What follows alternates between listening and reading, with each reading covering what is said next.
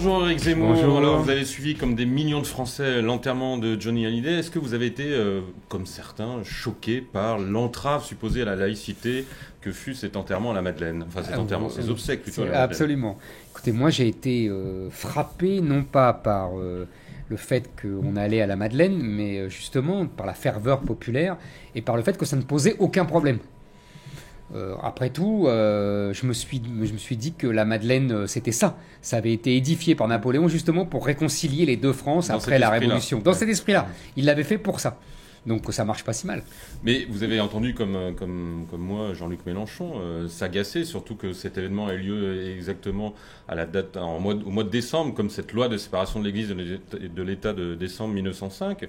Est-ce que vous lui donnez quand même raison sur cette idée qu'on a quand même un peu mélangé des choses religieuses et des choses d'État avec le président de la République qui vient à la Madeleine, je vais lui donner quasiment presque sur le point de se signer devant le mais cercueil. tout à fait, mais moi ça m'aurait pas choqué qu'il agite le goupillon sur le cercueil. Ça m'aurait pas choqué. Emmanuel Macron est catholique, il a bien le droit d'être catholique. Le général de Gaulle priait à l'église. Il ne communiait pas quand il était président de la République. Vous voyez les nuances. Et il a fait le discours sur le parvis et non pas dans l'église. Donc la séparation du temporel et du spirituel a bien été respectée. En fait, ce qui est intéressant, c'est que Mélenchon se réfère à une tradition politique qui n'est pas celle de la loi de 1905, mais qui en revanche a déjà agité les débats au moment du vote de cette loi. D'un côté, je vais faire vite, d'un côté il y avait Briand et Jaurès qui disaient il faut séparer l'Église et l'État, le temporel et le spirituel, mais il ne faut pas déchristianiser la société. Jaurès avait une formule, cette loi est révolutionnaire, elle n'est pas schismatique. Bon.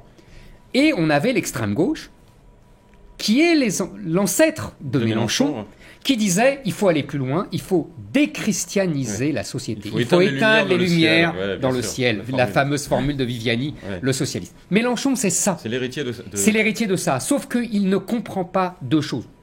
Il fait semblant de ne pas comprendre. Il ne fait semblant de ne pas comprendre que le problème du pouvoir temporel de l'Église est révolu.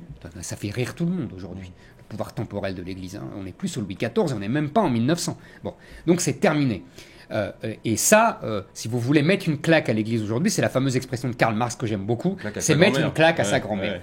Donc ça, Mélenchon, il met une claque à sa grand-mère. En revanche, là, quand il a un fils turbulent comme l'islam, qui lui n'a jamais connu la séparation entre le temporel et le spirituel, c'est pas dans sa civilisation, c'est pas dans son histoire. Il ne l'a jamais connu.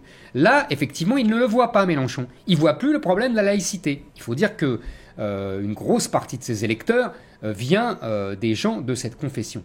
Mais vous n'avez pas le sentiment qu'on a quand même plus de tolérance pour des manifestations de la religion chrétienne par des figures de l'État que on est plus tolérant avec ces manifestations-là qu'avec des manifestations de l'islam quand il y a des prières dans la rue. Là, il y a quand même ça n'a rien à voir. Là, c'était dans une église. Les gens, ils n'ont pas prié dans la rue.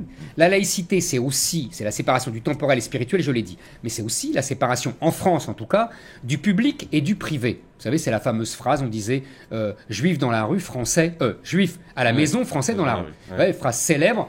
C'est ça la laïcité. Donc on est musulman, en l'occurrence, chez soi. On ne prie pas dans la rue. Là, c'est une preuve vraiment, une offense faite à la laïcité et faite à la séparation de la religion et de l'espace public. C'est comme tous les vêtements ostensiblement religieux qu'arborent certains fidèles de l'islam. Ça, pour moi, c'est une offense à la laïcité. Mais en fait, c'est plus un problème d'assimilation que de laïcité. C'est-à-dire ? C'est-à-dire que la laïcité, on le voit, on l'a vu à la Madeleine, ça fonctionne très bien.